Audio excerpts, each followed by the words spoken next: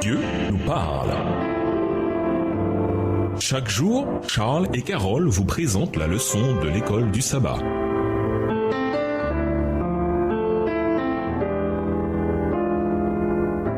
Bienvenue dans votre émission Dieu nous parle. Nous voilà à la leçon 11 qui va du 5 au 11 décembre, l'Alliance. Étude de la semaine, Genèse 9, les versets 1 à 17, Genèse 12, les versets 1 à 3, Galates 3, les versets 6 à 9 et les versets 15 à 18, Exode 24, Jérémie 31, les versets 31 à 34, 1 Corinthiens 11, les versets 24 à 26. Verset à mémoriser, les jours viennent, déclaration du Seigneur, où je conclurai avec la maison d'Israël et la maison de Juda une alliance nouvelle. Jérémie 31, le verset 31. Bien que la Bible parle d'alliance au pluriel, Romains 9, verset 4, Galates 4, verset 24, il n'y a qu'une seule alliance fondamentale, l'alliance de grâce dans laquelle Dieu accorde le salut à des êtres déchus qui s'en réclament par la foi. L'idée de plusieurs alliances vient des différentes manières dont Dieu a réitéré la promesse de l'alliance afin de répondre aux besoins de son peuple, à différentes époques et dans différents contextes. Mais qu'il s'agisse de l'alliance adamique, Genèse 3, le verset 15, de l'alliance abrahamique, Exode 12, les versets 1 à 3, et Galates 3, les versets 6 à 9, de l'alliance sinaïtique, Exode 20, le verset 2, de l'alliance davidique, Ézéchiel 37, les versets 24 à 27, ou de la Nouvelle Alliance, Jérémie 31, les versets 31 à 33, l'idée est la même. Le salut que Dieu accorde est un don immérité, et la part de l'humanité dans ce marché, en un sens, c'est la fidélité et l'obéissance. C'est dans Jérémie que la Nouvelle Alliance est mentionnée pour la première fois dans le contexte du retour d'exil d'Israël et des bénédictions que Dieu leur accorderait. Même au sein des calamités et des difficultés, le Seigneur étend vers son peuple rétif l'offre d'espérance et de restauration. Et nous vous laissons avec la pensée du jour. Contrairement à Dieu qui tient toujours ses engagements, nous nous engageons souvent, mais ne tenons pas toujours nos promesses. Dieu a fait une promesse à Jérémie et cela a changé la façon dont le salut a été annoncé au peuple. Au revoir. Et à demain si Dieu veut. Dieu nous parle. C'était Dieu nous parle, présenté par Charles et Carole.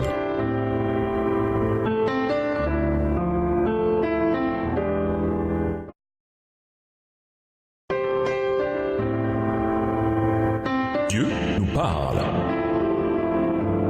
Chaque jour, Charles et Carole vous présentent la leçon de l'école du sabbat.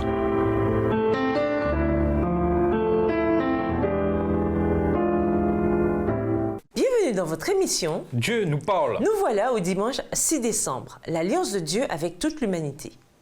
On voit l'état du monde aujourd'hui, c'est-à-dire tout le mal qui abonde. Et pourtant, Dieu est encore patient avec nous. Ainsi, on ne peut qu'imaginer combien les choses allaient mal pour que le Seigneur détruise le monde entier par un déluge. La loi que Dieu avait donnée aux hommes comme règle de conduite était violée et tous les forfaits imaginables étaient à l'ordre du jour. L'iniquité abondait, la justice était foulée aux pieds et les cris des opprimés parvenaient jusqu'au ciel. Lisons Genèse 9, les versets 1 à 17. Quelle alliance a été conclue entre Dieu et l'humanité et en quoi reflète-t-elle la grâce de Dieu envers sa création? Genèse 9, les versets 1 à 17. Dieu bénit Noé et ses fils et leur dit « Soyez féconds, multipliez et remplissez la terre. Vous serez un sujet de crainte et d'effroi pour tout animal de la terre, pour tout oiseau du ciel, pour tout ce qui se meut sur la terre et tous les poissons de la mer. Ils sont livrés entre vos mains. Tout ce qui se meut et qui a vie vous servira de nourriture. Je vous donne tout cela comme l'herbe verte. Seulement vous ne mangerez point de chair avec son âme, avec son sang. Sachez-le aussi, je redemanderai le sang de vos âmes, je le redemanderai à tout animal, et je redemanderai l'âme de l'homme à l'homme qui est son frère. » Verset 6. Si quelqu'un verse le sang de l'homme, par l'homme son sang sera versé, car Dieu a fait l'homme à son image. Et vous, soyez féconds et multipliez, répandez-vous sur la terre et multipliez sur elle. Dieu parla encore à Noé et à ses fils avec lui en disant « Voici, j'établis mon alliance avec vous et avec votre postérité après vous, avec tous les êtres vivants qui sont avec vous, tant les oiseaux que le bétail et tous les animaux de la terre, soit avec tous ceux qui sont sortis de l'arche, soit avec tous les animaux de la terre. » Verset 11. J'établis mon alliance avec vous, aucune chair ne sera plus exterminée par les eaux du déluge, et il n'y aura plus de déluge pour détruire la terre. Et Dieu dit, c'est ici le signe de l'alliance que j'établis entre moi et vous, et tous les êtres vivants qui sont avec vous, pour les générations à toujours.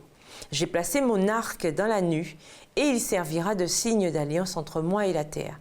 Quand j'aurai rassemblé des nuages au-dessus de la terre, l'arc paraîtra dans la nue. Et je me souviendrai de mon alliance entre moi et vous, et tous les êtres vivants de toute chair, et les eaux ne deviendront plus un déluge pour détruire toute chair. Verset 16. L'arc sera dans la nue et je le regarderai pour me souvenir de l'alliance perpétuelle entre Dieu et tous les êtres vivants de toute chair qui est sur la terre. Et Dieu dit à Noé, tel est le signe de l'alliance que j'établis entre moi et toute chair qui est sur la terre. L'alliance que Dieu exprima à Noé était la plus universelle des alliances bibliques. Elle incluait toute l'humanité, ainsi que les animaux et la nature. Genèse 9, le verset 12. C'était en outre un arrangement unilatéral. Le Seigneur n'imposait ni conditions ni clauses à ceux avec qui il établissait l'alliance. Il ne devait simplement plus détruire la terre avec de l'eau. Point. Contrairement aux autres alliances, celle-ci n'avait rien de conditionnel. Dieu a ensuite scellé son alliance par un signe visible, l'arc-en-ciel, qui symbolise la promesse de l'alliance. La terre ne sera plus jamais détruite par un déluge.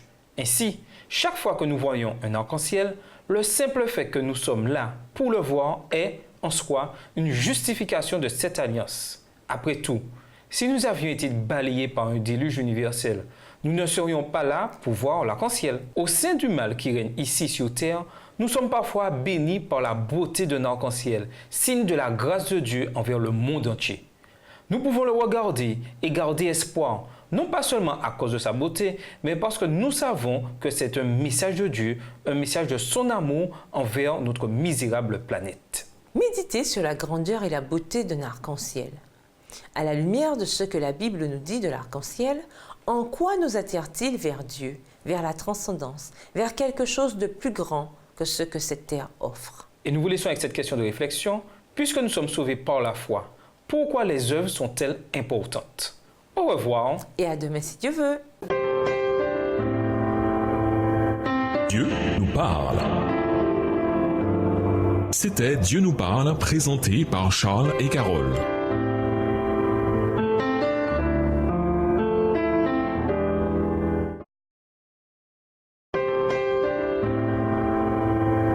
Dieu nous parle. Chaque jour, Charles et Carole vous présentent la leçon de l'école du sabbat.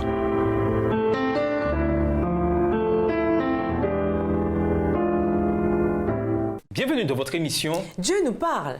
Nous voilà lundi 7 décembre, l'alliance avec Abraham. Lisons Genèse 12, les versets 1 à 3, Genèse 15, les versets 1 à 5 et Genèse 17, les versets 1 à 14.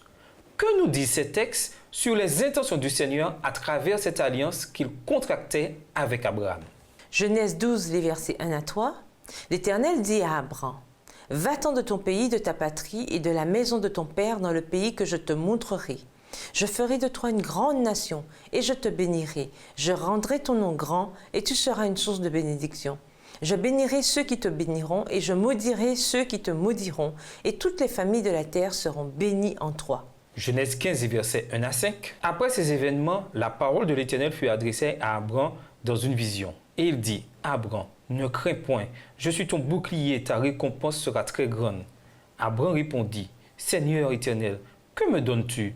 Je m'en vais sans enfant, et l'héritier de ma maison, c'est Eliezer de Damas. » Et Abraham dit, « Voici, tu ne m'as pas donné de postérité, et celui qui est né dans ma maison sera mon héritier. » Alors la parole de l'Éternel lui fut adressée ainsi. Ce n'est pas lui qui sera ton héritier, mais c'est celui qui sortira de tes entrailles qui sera ton héritier. Et après l'avoir conduit dehors, il dit, regarde vers le ciel et compte les étoiles, si tu peux les compter. Et il lui dit, telle sera ta postérité. Genèse 17, les versets 1 à 14. Lorsqu'Abraham fut âgé de 99 ans, l'Éternel apparut à Abraham et lui dit, « Je suis le Dieu Tout-Puissant, marche devant ma face et sois intègre. J'établirai mon alliance entre moi et toi, et je te multiplierai à l'infini. » Abraham tomba sur sa face, et Dieu lui parla en disant, « Voici mon alliance que je fais avec toi. Tu deviendras père d'une multitude de nations. On ne t'appellera plus Abram, mais ton nom sera Abraham, car je te rends père d'une multitude de nations. Verset 6. Je te rendrai fécond à l'infini, je ferai de toi des nations, et des rois sortiront de toi. J'établirai mon alliance entre moi et toi, et tes descendants après toi, selon leur génération. Ce sera une alliance perpétuelle, en vertu de laquelle je serai ton Dieu et celui de ta postérité après toi. Je te donnerai, et à tes descendants après toi, le pays que tu habites comme étranger, tout le pays de Canaan en possession perpétuelle, et je serai leur Dieu. Dieu dit à Abraham, toi, tu garderas mon alliance, toi et tes descendants après toi, selon leur génération. C'est ici mon alliance que vous garderez entre moi et vous et ta postérité après toi. Tout mâle parmi vous sera circoncis. Verset 11. Vous vous circoncirez et ce sera un signe d'alliance entre moi et vous. À l'âge de 8 jours, tout mâle parmi vous sera circoncis selon vos générations, qu'il soit né dans la maison ou qu'il soit acquis à prix d'argent de tout fils étranger sans appartenir à ta race.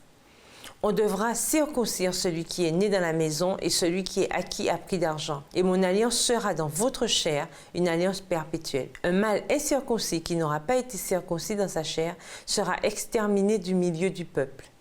Il aura violé mon alliance. L'alliance de grâce abrahamique est fondamentale pour tout le déroulement du plan du salut. C'est pourquoi Paul l'a utilisé pour expliquer le plan du salut tel qu'il s'est réalisé en Jésus. Lisons Galates 3, les versets 6 à 9 et les versets 15 à 18. Comment Paul fait-il le lien entre l'alliance faite avec Abraham d'une part et Jésus ainsi que le salut par la foi seule d'autre part? Galates 3, les versets 6 à 9. Comme Abraham crut à Dieu et que cela lui fut imputé à justice, reconnaissez donc que ce sont ceux qui ont la foi qui sont fils d'Abraham. Aussi l'Écriture, prévoyant que Dieu justifierait les païens par la foi, a d'avance annoncé cette bonne nouvelle à Abraham. Toutes les nations seront bénies en toi, de sorte que ceux qui croient sont bénis avec Abraham le croyant. Verset 15. Frères, je parle à la manière des hommes. Une disposition en bonne forme, bien que faite par un homme, n'est annulée par personne et personne n'y ajoute. Or, les promesses ont été faites à Abraham et à sa postérité. Il n'est pas dit « et aux postérités » comme s'il s'agissait de plusieurs, mais en tant qu'il s'agit d'une seule, et à ta postérité, c'est-à-dire à Christ. Voici ce que j'entends. Une disposition que Dieu a confirmée antérieurement ne peut être annulée, et ainsi la promesse rendue vaine par la loi survenue 430 ans plus tard. Car si l'héritage venait de la loi, il ne viendrait plus de la promesse. Or, c'est par la promesse que Dieu a fait à Abraham ce don de sa grâce. À travers la descendance d'Abraham, référence non à ses nombreux descendants, mais en particulier à l'un d'entre eux, Jésus, voir Galates 3, verset 16, Dieu bénirait le monde entier. Tous ceux qui feraient partie de la descendance d'Abraham, ce qui est possible par la foi en Christ, Galates 3, verset 29, découvriraient que le Dieu d'Abraham est également leur Dieu. Même à cette époque, Abraham crut Dieu et cela lui fut compté comme justice, Galates 3, verset 6. Abraham n'a pas été sauvé par les œuvres, pas plus que le larron sur la croix. C'est toujours et uniquement la grâce salvatrice de Dieu qui donne le salut. Abraham a accompli sa part de l'alliance. Son obéissance a révélé la foi qui s'emparait de la promesse du salut. Ses œuvres ne l'ont pas justifié. C'est l'essence de l'alliance et la manière dont elle s'exprime dans la vie de foi. Voir Romains 4, versets 1 à 3, qui l'a fait. Méditez sur la grande vérité suivante. Votre espoir de salut ne vient que de la justice dont Jésus vous a fait bénéficier par la foi. Quelle grande espérance et quelle joie pouvez-vous tirer de cette merveilleuse disposition prévue en votre nom? Et nous vous laissons avec cette question de réflexion. Selon vous, est-il vrai qu'il entre dans la nature de Dieu de pardonner? Justifiez votre réponse. Au revoir. Et à demain si Dieu veut. Dieu nous parle. C'était Dieu nous parle, présenté par Charles et Carole.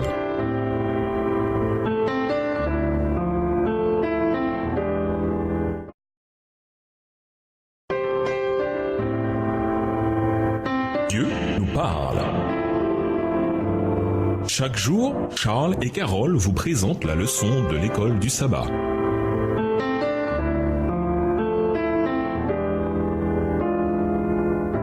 Bienvenue dans votre émission Dieu nous parle. Nous voilà au mardi 8 décembre, l'Alliance au Sinaï. Comment l'Alliance s'est-elle conclue entre Israël et Dieu au mont Sinaï? Lisons Exode 24. Exode 24. Dieu dit à Moïse, monte vers l'Éternel, toi et Aaron, Nadab et Abihu, et 70 des anciens d'Israël, et vous vous prosternerez de loin. Moïse s'approchera seul de l'Éternel, les autres ne s'approcheront pas, et le peuple ne montera point avec lui. Moïse vint rapporter au peuple toutes les paroles de l'Éternel et toutes les lois. Le peuple entier répondit d'une même voix, nous ferons tout ce que l'Éternel a dit. Moïse écrivit toutes les paroles de l'Éternel, puis il se leva de bon matin. Il bâtit un autel au pied de la montagne et dressa 12 pierres pour les 12 tribus d'Israël.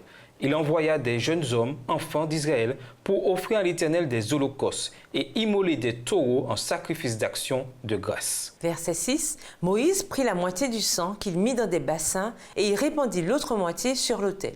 Il prit le livre de l'Alliance et le lut en présence du peuple. Ils dirent, nous ferons tout ce que l'Éternel a dit et nous obéirons. Moïse prit le sang et il le répandit sur le peuple en disant, voici le sang de l'Alliance que l'Éternel a faite avec vous selon toutes ses paroles. Moïse monta avec Aaron, Nadab et Abihu et 70 anciens d'Israël. Ils virent le Dieu d'Israël sous ses pieds, c'était comme un ouvrage de saphir transparent, comme le ciel lui-même dans sa pureté. Verset 11. Il n'étendit point sa main sur l'élite des enfants d'Israël. Ils virent Dieu et ils mangèrent et burent. L'Éternel dit à Moïse, monte vers moi sur la montagne et reste là. Je te donnerai des tables de pierre, la loi et les ordonnances que j'ai écrites pour leur instruction. Moïse se leva avec Josué qui le servait, et Moïse monta sur la montagne de Dieu. Il dit aux anciens, attendez-nous ici, jusqu'à ce que nous revenions auprès de vous. Voici, Aaron et Hur resteront avec vous. Si quelqu'un a un différend, c'est à eux qu'il s'adressera. Moïse monta sur la montagne et la nuit couvrit la montagne. Verset 16. La gloire de l'Éternel reposa sur la montagne de Sinaï, et la nuée le couvrit pendant 6 jours. Le 7e jour, l'Éternel appela Moïse du milieu de la nuée. L'aspect de la gloire de l'Éternel était comme un feu dévorant sur le sommet de la montagne, aux yeux des enfants d'Israël. Moïse entra au milieu de la nuée et il monta sur la montagne. Moïse demeura sur la montagne 40 jours et 40 nuits. Moïse et certains chefs se rendirent au mont Sinaï. Parmi ces chefs, il y avait Aaron et ses 2 fils, qui représentaient les prêtres, ainsi que les 70 anciens et chefs qui représentaient la nation. Les hommes qui accompagnaient Moïse devaient s'arrêter à une certaine distance, mais Moïse avait le droit de monter jusqu'à l'endroit où Dieu apparut. Plus tard, Moïse revint et affirma l'alliance avec la nation tout entière. Il proclama que Dieu lui avait parlé, ce à quoi la nation répondit, « Tout ce que le Seigneur a dit, nous le ferons. » Exode 24, le verset 3. Bien entendu, comme l'histoire sacrée l'a montré, et comme notre expérience le prouve souvent, c'est une chose d'affirmer qu'on sera obéissant. Mais c'en est une autre d'avoir la foi et de se soumettre pour se saisir de la puissance divine disponible pour accomplir par grâce ce à quoi nous nous sommes engagés. Lisons Hébreux 4, le verset 2. En quoi ce verset explique-t-il l'échec d'Israël? Comment apprendre à ne pas commettre la même erreur? Hébreux 4, verset 2. Car cette bonne nouvelle nous a été annoncée aussi bien qu'à eux, mais la parole qui leur fut annoncée ne leur servit de rien, parce qu'elle ne trouva pas de la foi chez ceux qui l'entendirent. Ce n'est que par la foi et en se saisissant des promesses qui viennent par la foi que nous pouvons être obéissants. Obéissance qui s'exprime par une loyauté envers la loi de Dieu. L'obéissance à la loi n'est pas plus contraire à l'alliance éternelle à l'époque de Moïse qu'elle ne l'est maintenant. Cette fréquente conception erronée sur la loi et les alliances que l'on a en général quand on lit Paul vient du fait qu'on ne prend pas en compte le contexte dans lequel Paul écrit. Il s'adresse à ses adversaires judaïsants. Il voulait faire de la loi et de l'obéissance à la loi les éléments centraux de la foi. Mais Paul voulait faire de Christ et de sa justice l'élément central. Combien de fois n'a-t-on pas dit « Tout ce que le Seigneur a dit, je le ferai » pour ensuite échouer dans notre résolution? Comment cette triste réalité rend-elle la promesse de la grâce d'autant plus précieuse? Quel espoir aurions-nous sans elle? Et nous vous laissons avec la question du jour. Que vous enseigne le pardon et la restauration que Dieu accorde aux pécheurs sur la façon dont nous devrions pardonner aux autres? Au revoir. Et à demain si Dieu veut. Dieu nous parle. C'était Dieu nous parle, présenté par Charles et Carole.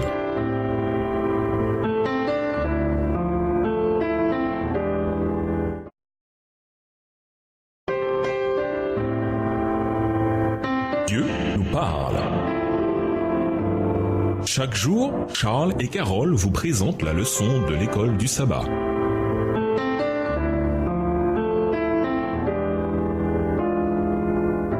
Bienvenue dans votre émission. Dieu nous parle. Nous voilà au mercredi 9 décembre. La Nouvelle Alliance, première partie. Lisons Jérémie 31, les versets 31 à 34.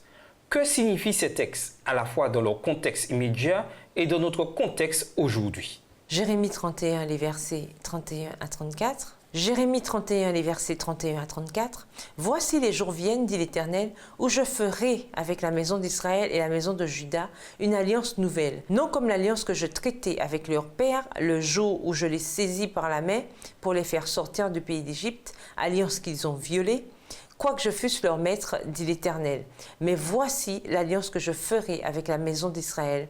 Après ces jours-là, dit l'Éternel, je mettrai ma loi au-dedans d'eux, je l'écrirai dans leur cœur, et je serai leur Dieu, et ils seront mon peuple. Celui-ci n'enseignera plus son prochain, ni celui-là son frère, en disant, connaissez l'Éternel, car tous me connaîtront, depuis le plus petit jusqu'au plus grand, dit l'Éternel, car je pardonnerai leur iniquité, et je ne me souviendrai plus de leurs péchés.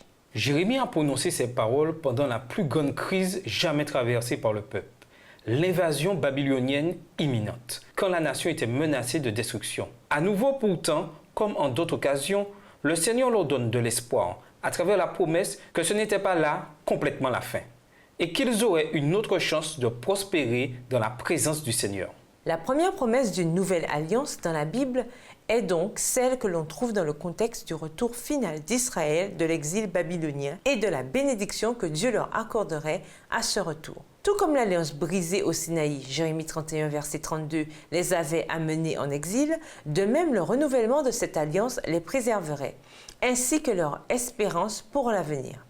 À l'instar de l'alliance au Sinaï, la nouvelle alliance devait être relationnelle et elle comprendrait la même loi, les 10 commandements, non pas écrites simplement sur des tables de pierre, mais sur leur cœur, où elle aurait dû être depuis le début. En vertu de cette alliance, la loi même qui avait été gravée sur les tables de pierre est écrite par le Saint-Esprit dans notre cœur. Au lieu de chercher à établir notre propre justice, nous acceptons celle du Sauveur. Son sang expie nos péchés et son obéissance nous est imputée. Alors notre cœur, renouvelé par le Saint-Esprit, est rendu capable de produire les fruits de l'Esprit. Par la grâce de Jésus-Christ, nous vivons désormais dans l'obéissance à la loi de Dieu.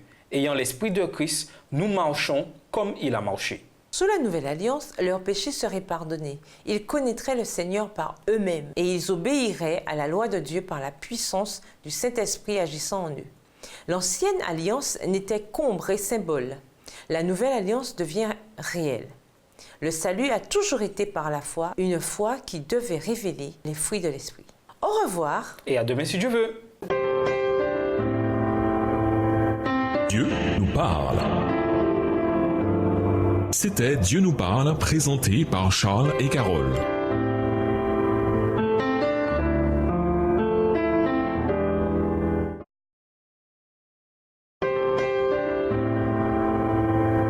Dieu nous parle.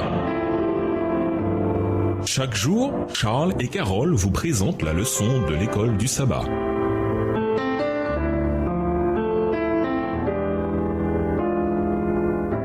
Bienvenue dans votre émission. Dieu nous parle. Nous voilà au jeudi 10 décembre, la Nouvelle Alliance, deuxième partie. La prophétie de Jérémie sur la Nouvelle Alliance comporte une double application. D'abord, elle parle du retour d'Israël vers Dieu et de Dieu qui les ramène à la maison. Deuxièmement, elle fait référence à l'œuvre de Jésus, Messie, dont la mort a ratifié l'alliance et qui devait changer la relation entre les humains et Dieu. C'est sous la Nouvelle Alliance que nous trouvons la pleine expression du plan du salut qui n'avait été auparavant révélé que sous forme d'ombre et de type. Hébreux 10, le verset 1.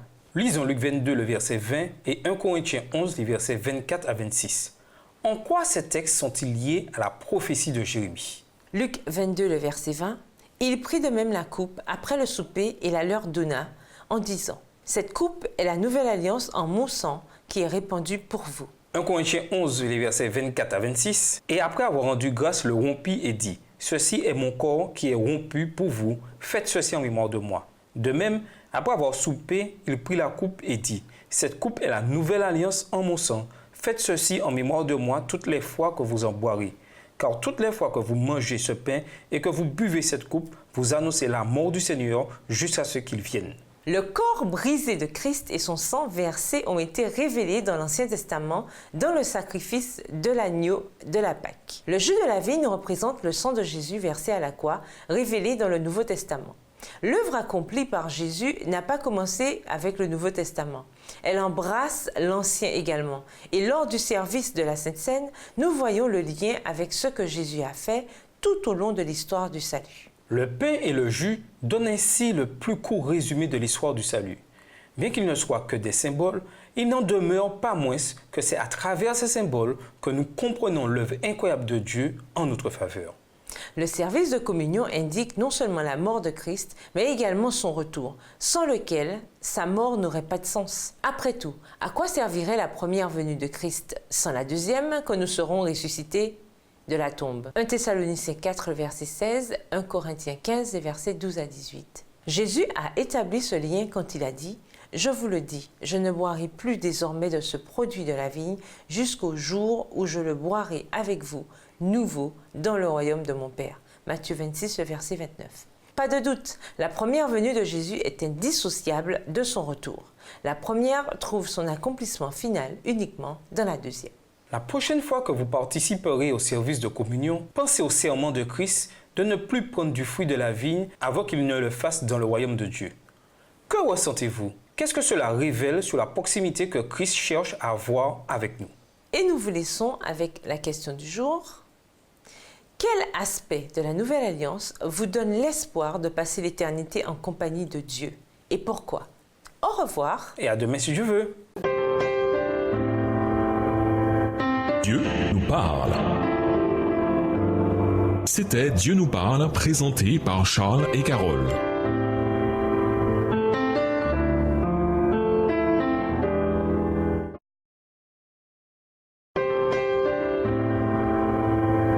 Dieu nous parle.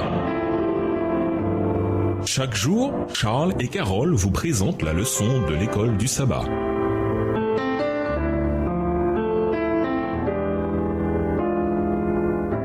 Bienvenue dans votre émission Dieu nous parle. Nous voilà au vendredi 11 décembre. Pour aller plus loin, comme nous l'avons vu, la Bible enseigne que l'arc-en-ciel est un signe de la promesse de Dieu de ne plus jamais détruire la terre par un déluge.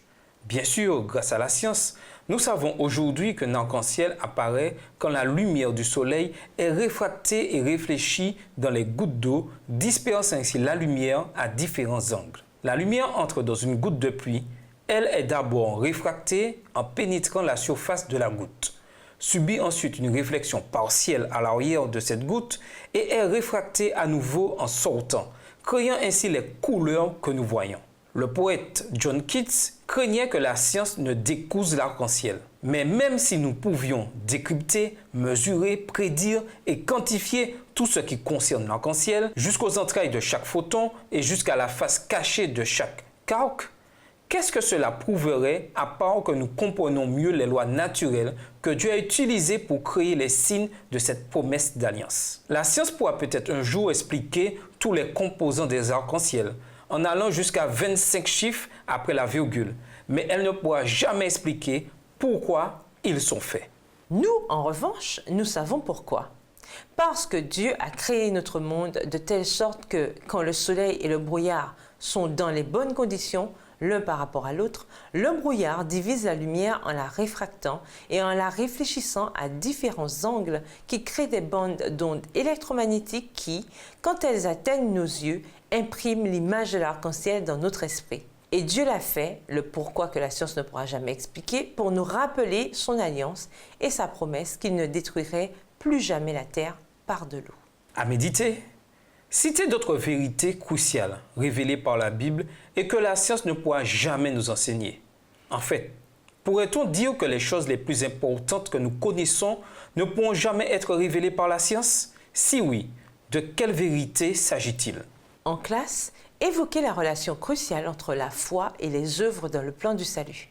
Autrement dit, quel est le rôle de la foi et quel est le rôle des œuvres? Et quelle est la relation qui les unit dans la vie chrétienne? Que signifie « la loi est gravée dans notre cœur » Comment cette idée montre-t-elle la perpétuité de la loi, même sous la nouvelle alliance? Pour conclure, dans la leçon de cette semaine, nous avons examiné l'alliance durable que Dieu a contractée avec l'humanité et spécifiquement sa fidélité envers les Israélites.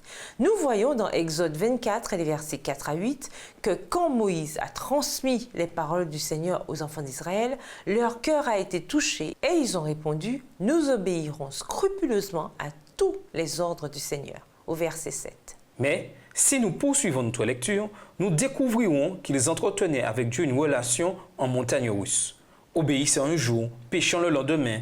Ceci dit, ne nous arrive-t-il pas de manquer à nos promesses envers Dieu, nous aussi? Heureusement que, dans son immense bonté, il nous pardonne toujours si nous le lui demandons et qu'il conserve sa fidélité envers nous. Au revoir. Et à demain si Dieu veut. Dieu nous parle. C'était Dieu nous parle, présenté par Charles et Carole.